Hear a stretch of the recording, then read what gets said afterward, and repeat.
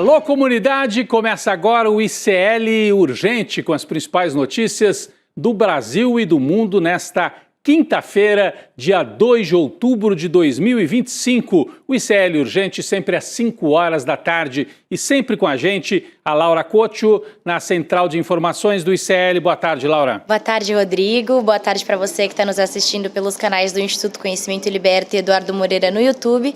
E muito boa tarde para você que está nos ouvindo pela Web Rádio São João, em Quixadá, no Ceará, e pela Rádio Cultural FM, no Rio Grande do Sul. Vamos lá, Rodrigo. Vamos lá, Laura. Boa tarde para você que mora nesse país em que os super ricos finalmente vão pagar imposto. Não adiantou, hein? O Centrão prometeu para Faria Lima: vamos dar um jeito de vocês não pagarem imposto.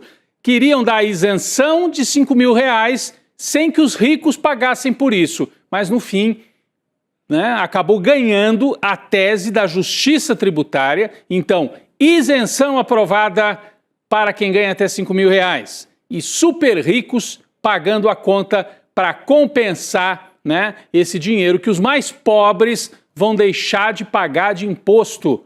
Parece algo simples, mas custou, para ser aprovado. Precisou de muita batalha, muita gente na rua também, naquele domingo em que o povo brasileiro disse: chega, basta desta aliança do Centrão com a Faria Lima que tenta impor a sua pauta para o Brasil. Vamos falar bastante sobre isso ao longo do ICL Urgente, um dia importante para os próximos anos do Brasil. Vamos falar bastante sobre isso. Foi um passo histórico para o país. O presidente Lula se manifestou hoje nas redes sociais após a Câmara aprovar a isenção do imposto de renda para quem ganha até R$5 mil. Está aqui o post do presidente Lula, vamos ver exatamente a postagem. O Lula ao lado dos trabalhadores, aprovado na Câmara. Então tem assim até aqui uma estética de uma vitória popular, de uma vitória da mobilização popular, esta postagem do presidente Lula: isenção do imposto de renda para o trabalhador. E o Lula disse o seguinte: uma vitória em favor da justiça tributária e do combate à desigualdade em benefício de 15 milhões de trabalhadores e trabalhadoras brasileiras. A Câmara deu hoje um passo histórico na construção de um Brasil mais justo. O projeto foi encaminhado pelo governo, zerando o imposto de renda de quem ganha até R$5 mil e também reduzindo o imposto de quem recebe até R$7.350, a partir de uma contribuição mínima, disse o Lula, mínima dos muito ricos.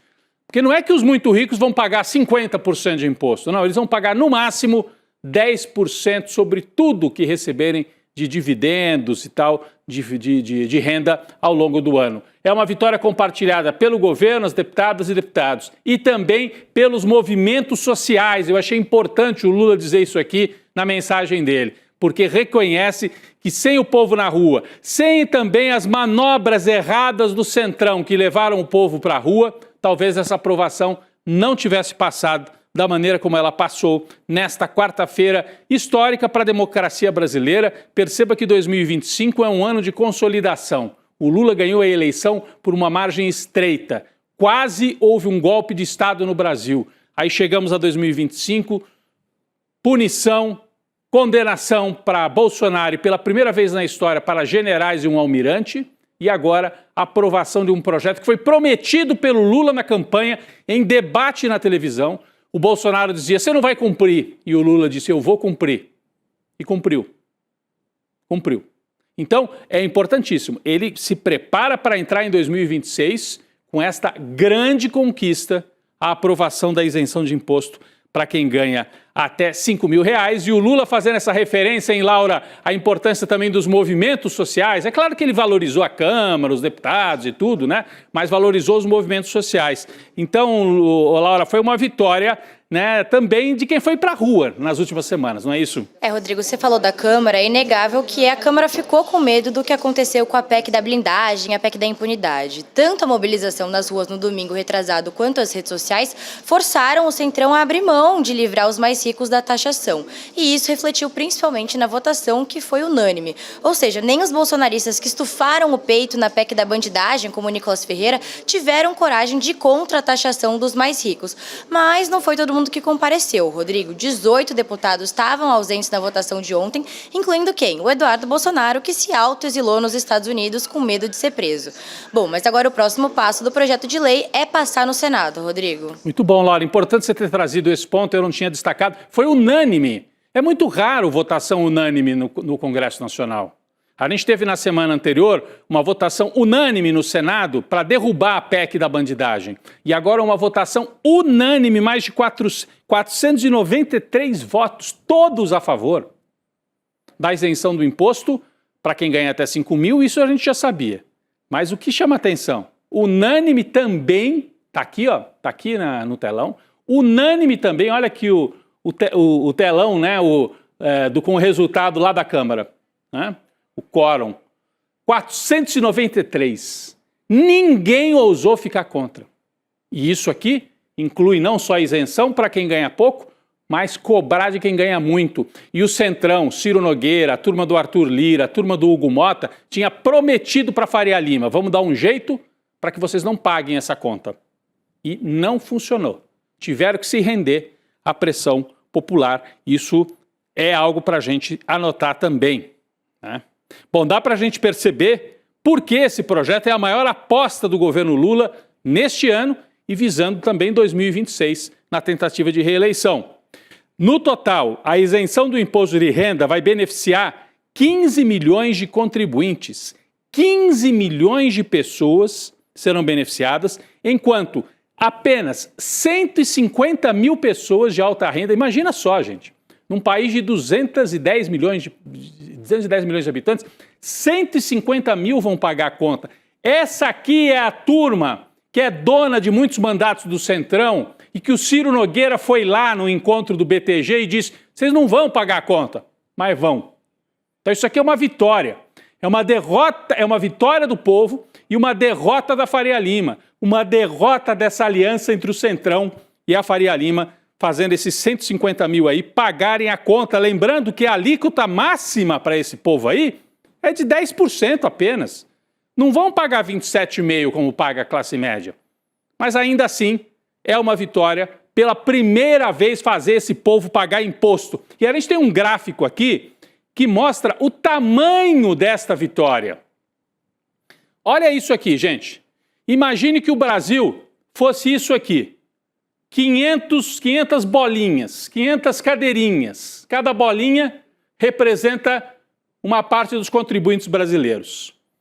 Se isso aqui fosse o Brasil, o que está de vermelho aqui nesse gráfico são aqueles que ficarão isentos. É a imensa maioria.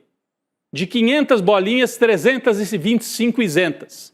70 bolinhas são aqueles que vão pagar um pouco menos. É a turma que fica ali entre 5 e 7.300. 100 bolinhas, esse azul claro, é a turma que vai ficar na mesma. É a turma da classe média alta. É a turma que ganha entre 7 mil e 50 mil. E só 2 bolinhas azuis. Olha a desproporção, gente. Tá vendo essas 2 bolinhas aqui no canto? Isso aqui é a turma que vai pagar a conta. São os muito ricos. E isso aqui em vermelho é a turma que vai ser beneficiada. Se isso aqui não é justiça tributária e justiça social, eu não sei mais o que é, né? Bom, para você entender, quem recebe 5 mil por mês vai deixar de pagar quase R$ 313 mensalmente a partir de 2026. Sobra R$ 300 a mais na mão. R$ 300 na mão. Aí você vai falar, não é tanto, dá para comprar um tênis. Mas são milhões de brasileiros com R$ 313 a mais na mão. E aí, anualmente, você faz a conta de quanto é que sobra também. Dá para fazer uma série de coisas. Começar uma reforminha em casa, comprar algo melhor para a sua família. Então, é dinheiro na mão do pobre. O Lula sempre falou isso. Você dá dinheiro na mão do rico, ele aplica em fundo de investimento no exterior. Você deixa dinheiro sobrar na mão do mais pobre, ele faz a economia girar e faz a vida do filho dele, da família dele melhorar. Então, é fundamental o que está acontecendo.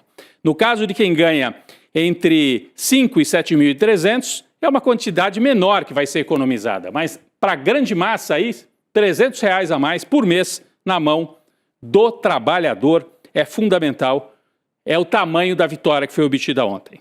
Bom, a expectativa agora é que o Senado acompanhe a Câmara.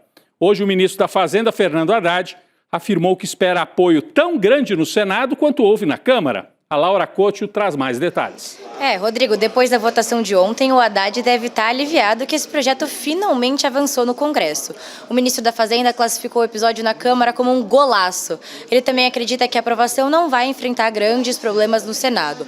O Haddad também deixou claro que o projeto não aumenta nem diminui a arrecadação do governo. Ou seja, a isenção do imposto de renda busca a justiça tributária, enquanto respeita o equilíbrio fiscal, Rodrigo. É isso, Laura. É justiça tributária, justiça social e é também dinheiro. Fazer com que tenha mais dinheiro para a economia girar. Vocês se lembram quando o Lula, lá no primeiro mandato, aprovou o Bolsa Família? Tinha gente, eu escutava muito isso aqui em São Paulo, falava, isso é bolsa esmola, é para comprar o povo. Não conhecem nada do Brasil. E em vários municípios brasileiros, o Bolsa Família ajudava não só a tirar as pessoas da miséria, permitir que as pessoas comessem, mas ajudava o pequeno comerciante. Era o dinheiro que ia para o comércio, na periferia, nas cidades do sertão brasileiro, no interior de Minas, interior de São Paulo, interior da Bahia. E esse dinheiro do Bolsa Família foi fundamental para um círculo virtuoso da economia. Agora a mesma coisa. O dinheiro que vai sobrar na mão do povo vai para o consumo, vai para a comida, vai fazer a economia girar ainda mais. Então é bom também para a economia brasileira. E a elite brasileira parece que não aprende. Mercado de consumo interno. Isso é um potencial que o Brasil tem. E vai funcionar. Podem acreditar, porque é pouco dinheiro, R$300, né? Parece pouco. É pouco dinheiro, mas é na mão de muita gente. E é todo mês. Não vai ser uma vez só. Não é R$300 uma vez. É R$300 todo mês sobrando para que o povo possa colocar no que achar melhor. Então, é uma vitória realmente importante. Bom, junto com a notícia da isenção do imposto de renda, a gente teve uma outra notícia importante nesta quinta-feira. Olha só, as regiões metropolitanas brasileiras registraram queda histórica na desigualdade e na pobreza, que chegou ao menor patamar em 13 anos. Os dados são do boletim Desigualdade nas Metrópoles, que foi divulgado hoje. Está aqui na manchete do icrnoticias.com.br, né? Desigualdade e pobreza nas regiões metropolitanas são as menores em 13 anos, né? Tem um tal do efeito Lula aí, né? Vamos dar uma olhada nos gráficos para vocês entenderem? Olha isso, ó. Pessoas em situação de pobreza. Você repara que ali por 2012, 2013, 2014, vinha caindo o total de pessoas em situação de pobreza. Aí acontece o golpe de 2016, aumenta de novo a pobreza, né? Tem a pandemia e agora, gente, de 2022, 23, 24 para cá, está despencando de novo. Está despencando de novo.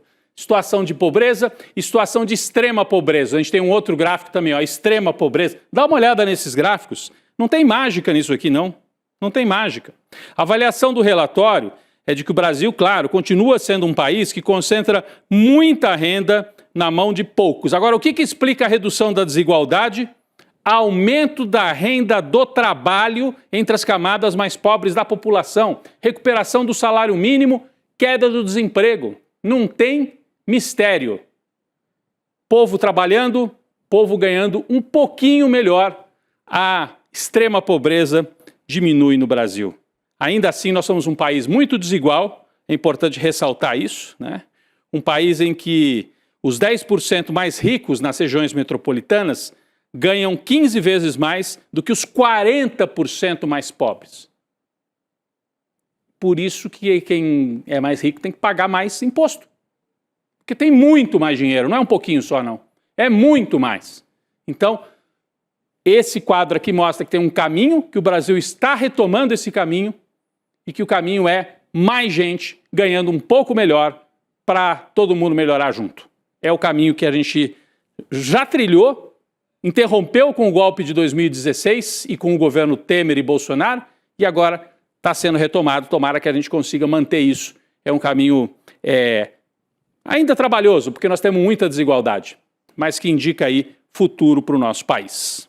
Bom, enquanto o governo Lula celebra a aprovação da isenção do imposto de renda, que é uma vitória que pode também virar um trunfo eleitoral, né? Os nomes da oposição correm para se articular, para articular uma candidatura na disputa do ano que vem. E quem também está aparentemente de volta a esse jogo, ou pelo menos tentando, é um nome que ressurge das tumbas aí, né? O deputado federal Aécio Neves. Eu falei do golpe de 2016 que ajudou a aprofundar a desigualdade. O Aécio ajudou a dar o golpe de 2016. Né? Foi que se articulou com o Eduardo Cunha, com o Temer e derrubou a Dilma, porque não aceitou a derrota em 14. E agora ele está de volta. Ele vai reassumir a presidência do PSDB, né? E está prometendo reerguer o partido em 2026. Quem acredita nisso, hein? O PSDB não tem nem governador mais, tem uma bancada ridícula.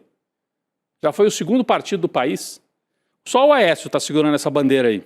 Ele vai assumir a presidência do PSDB no começo de dezembro. O parlamentar quer adotar um discurso de pautas como eficiência da máquina pública e responsabilidade fiscal. Golpismo também, Aécio? Só conta pra gente. Mas ele está aí, prometendo se reorganizar. Olha ele com o diretorzão da Globo lá na época, que apoiou o Aécio, mas não adiantou. Perderam juntos para Dilma. Depois deram um golpe. Bom, a meta do Aécio é eleger cerca de 30 deputados federais no ano que vem, o que seria um salto com relação aos 13 deputados que o PSDB tem hoje. Bom, é a tentativa, é mais um que surge aí no momento em que o Lula se fortalece, o Bolsonaro vai para a cadeia, a direita está desorganizada, e aí o Aécio ressurge da tumba para tentar levantar os tucanos quase em extinção. Bom, quem também está enrolado e está favorecendo a disputa para o Lula é a direita, né? A Laura tem mais informações sobre isso. Laura? Rodrigo, com a condenação do líder, o Jair Bolsonaro, os extremistas estão meio perdidos sem saber o que fazer com as eleições do ano que vem. Diversos nomes têm sido ventilados, mas sem muita convicção, né? Como o do Tarcísio, do Caiado e até mesmo integrantes da família Bolsonaro. Mas a sensação é de que eles ainda têm um fundinho de esperança de que o próprio Bolsonaro vai ser o candidato da oposição, sendo que ele está inelegível até 2060, Rodrigo. Mas a notícia de hoje é que o ex-presidente Jair Bolsonaro decidiu pôr um freio, pelo menos por hora, nas articulações para lançar o governador de São Paulo, Tarcísio de Freitas, ao Palácio do Planalto em 2026. Eles estão nesse vai e vem incansável, Rodrigo. E segundo aliados, o Bolsonaro colocou a culpa pela decisão em caciques do Centrão, que estariam ajudando o Lula a se reeleger, segundo o Bolsonaro, por aprovar medidas populistas, entre elas o projeto que isenta o imposto de renda para quem ganha até R$5.000, como a gente mencionou, que foi aprovado ontem pela Câmara dos Deputados. Tá chamando de populista a medida de isentar do imposto de renda quem ganha até R$5.000. Olha, se eles forem por esse discurso, facilitam a vida do Lula. Porque é o que eu estava dizendo. Na época do Bolsa Família, a turma do PSDB aqui em São Paulo chamava de Bolsa Esmola, com uma arrogância, dizendo, esse povo aí que recebe Bolsa Família. Se lascaram. O Lula se consolidou junto aos mais pobres, porque o discurso elitista do PSDB afastou o PSDB do eleitorado.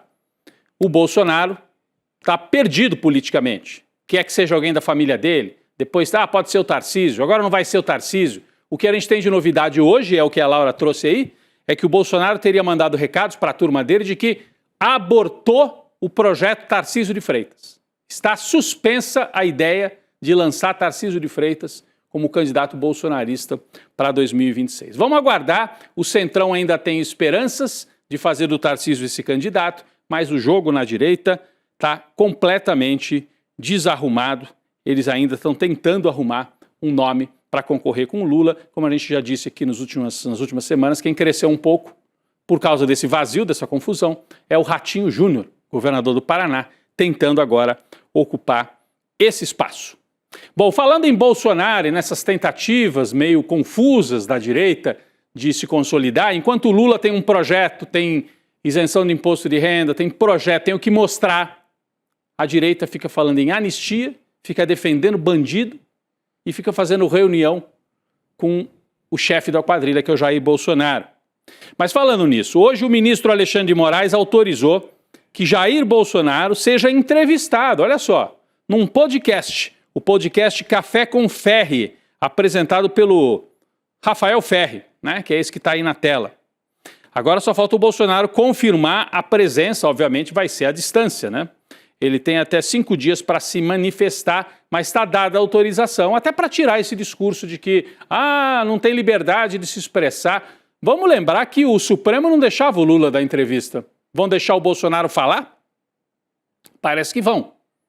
E vamos ver o que o Bolsonaro é capaz de dizer num podcast desse.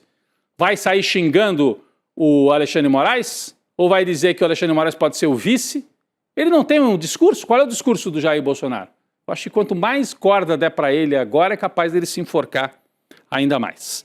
Segundo o pedido feito pelo podcast, o episódio não seria transmitido ao vivo e respeitaria eventuais sigilos e as decisões e os limites judiciais para uma entrevista feita com alguém que está condenado por ser chefe da quadrilha golpista e está em prisão domiciliar, aguardando o cumprimento definitivo desta condenação. Pessoal, a Câmara dos Deputados aprovou hoje um requerimento de urgência para um projeto que torna crime hediondo a adulteração de bebidas e alimentos. É um tema que está preocupando demais o Brasil inteiro, com esses casos do metanol, né? O requerimento acelera a tramitação da proposta, que ainda precisa ser votada pelo plenário. O projeto foi incluído na pauta pelo presidente Hugo Motta por conta desse aumento de casos de intoxicação por metanol. O que implica essa mudança? Bom, para quem não sabe, a Constituição determina que crime hediondo é inafiançável, não pode ser perdoado com anistia. A Laura traz mais detalhes sobre esse projeto que a Câmara está tentando acelerar para dar uma resposta nesses casos aí de metanol, Laura. Rodrigo, vou trazer aqui informações sobre os casos. Depois da determinação de notificação imediata pelo Ministério da Saúde, o número de suspeitas de intoxicação por metanol subiu para 43 pessoas no Brasil.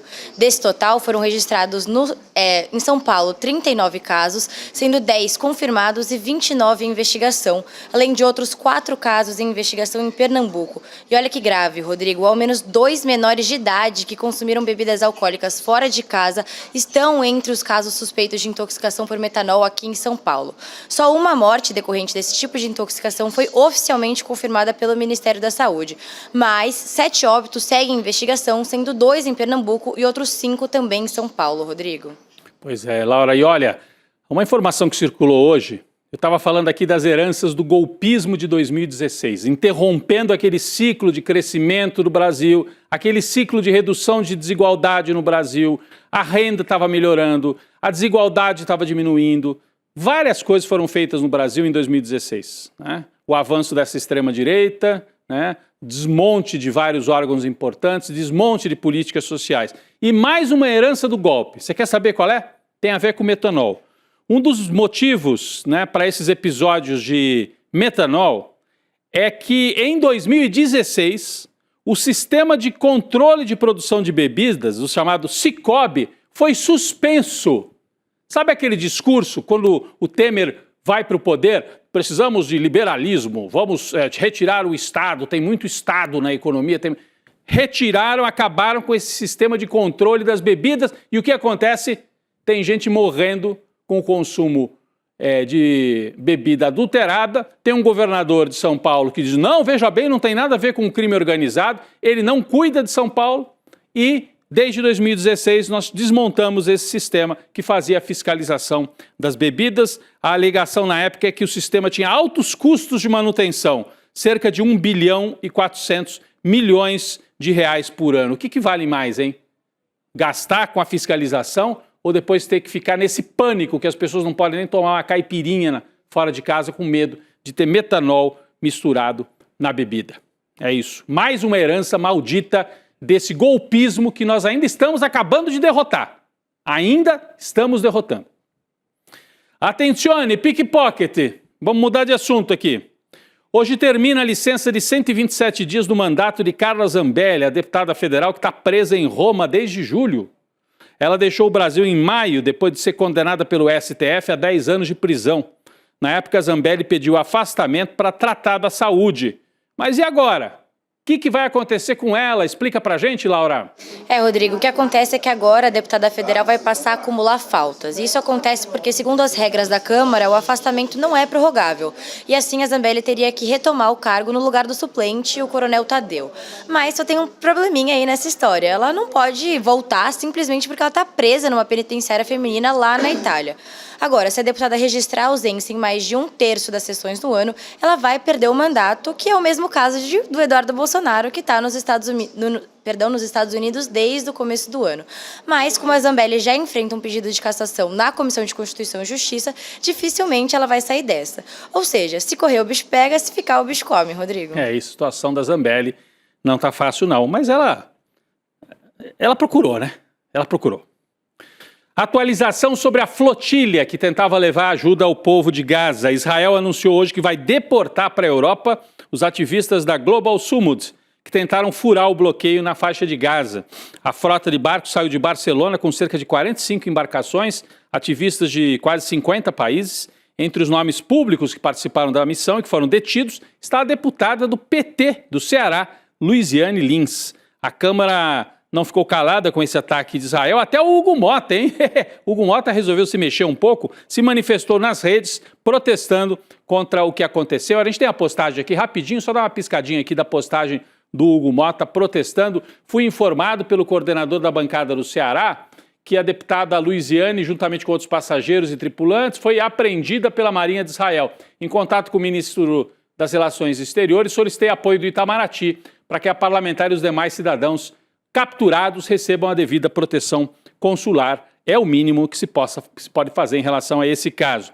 Pessoal, bate-boca hoje de novo, hein, na CPMI do INSS. O presidente da CPMI está aproveitando essa comissão para fazer conteúdo para a campanha eleitoral dele. Durante a sessão de hoje, o deputado do PT, Paulo Pimenta, subiu o tom contra algumas manobras feitas pelo presidente do colegiado, o Carlos Viana, durante o depoimento de Vinícius Carvalho, ministro do governo Lula, né?